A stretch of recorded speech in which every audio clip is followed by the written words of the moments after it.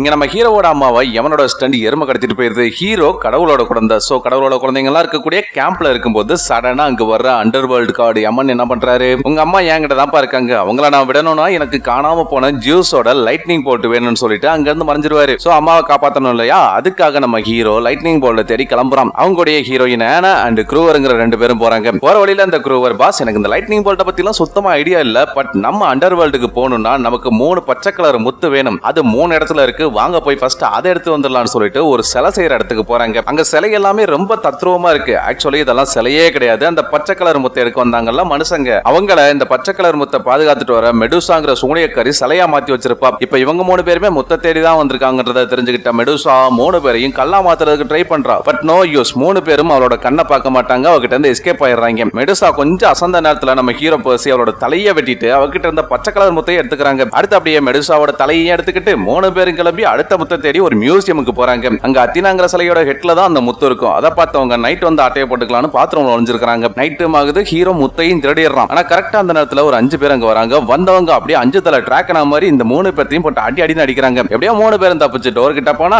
Door க்ளோஸ்ல இருக்கும். அப்ப நம்ம க்ரூவர் என்ன பண்றான், அவங்க கிட்ட தான் மெடுசாவோட தலை இருக்கேன், அந்த தலையை எடுத்து அந்த டிராகனை பார்த்து காட்ட, டிராகன் மெடுசாவோட கண்ணை பார்த்ததும் அடுத்த நிமிஷமே அதுவும் சிலையா மாறிடுது. உடனே அங்க இருந்து எஸ்கேப் ஆகி 3வது முத்தை தேடி ஒரு 5 ஸ்டார் ஹோட்டல் போறாங்க. அங்க இந்த 3வது முத்தை வச்சு தான் கசினோ விளையாண்டுட்டு இருப்பாங்க. அதை பார்த்த ஹீரோ இமிடியேட்டா ஆட்டையை போட்டுட்டு அங்க இருந்து 3 பேர் எஸ்கேப் ஆயிடுறாங்க. இப்ப 3 முத்தையும் கலெக்ட் பண்ணியாச்சு இல்லையா, ஸ்ட்ரெயிட்டா அண்டர் வேர்ல்டுக்கு போறாங்க. அங்க நம்ம ஹீரோவை பார்த்த அண்டர் வேர்ல்டு கார்டு யமன், வாடா எங்க அண்ணன் மவனே, உங்க அப்பா மூஞ்சி அப்படியே உரிச்சு வச்சிருக்கடா, சரி அதை விட நான் கேட்ட லைட்னிங் போல்ட் எங்கன்னு கேக்குறான். யோ சித்தப்பா, நாலாவது திருடல, நான் திருடலங்கிறத சொல்லிட்டு எங்க அம்மாவும் கூட்டிட்டு போறதுக்காகத்தான் இவ்வளவு தூரம் வந்தேன்னு சொல்றான். இதை கேட்டு கடுப்பான அண்டர் வேர்ல்டு கார்டு அங்க இருந்து ஒரு பாலை தூக்கி வீசுறான். அதுல இருந்து ஹீரோவோட அம்மா வராங்க. அம்மா பார்த்த குஷில ஹீரோ அவன் கையில இருந்த ஷீல்ட தூக்கி போட்டு போய் அவங்களை கட்டி பிடிக்கிறான். அப்போ அந்த ஷீல்டுக்குள்ளதான் யாரோ லைட்னிங் போல்ட ஒளிச்சு வச்சிருப்பாங்க. அந்த லைட்னிங் போல்ட் எடுத்த அண்டர் வேர்ல்டு கார்டு இப்பவே ஜோஸ் அண்ட் உங்க அப்பா 2 பேத்தையும் போட்டு தட்டு இந்த உலகத்தையே நாள போறான்னு சொல்லும் போது கூட இருந்த அவனோட பொண்டாட்டி என்ன பண்றா, அதை வெடுக்குன்னு புடுங்கி அவனை அட்டாக் பண்றா. பக்காளி யமனாவே இருந்தாலும் பொண்டாட்டி அடி தான் வாங்கணும் போல. அடுத்து அந்த லைட்னிங் போல்ட நம்ம ஹீரோ கிட்ட கொடுத்து இமிடியேட்டா அதை ஜூஸ் கிட்ட போய் கொடுத்துரு, இல்லைன்னா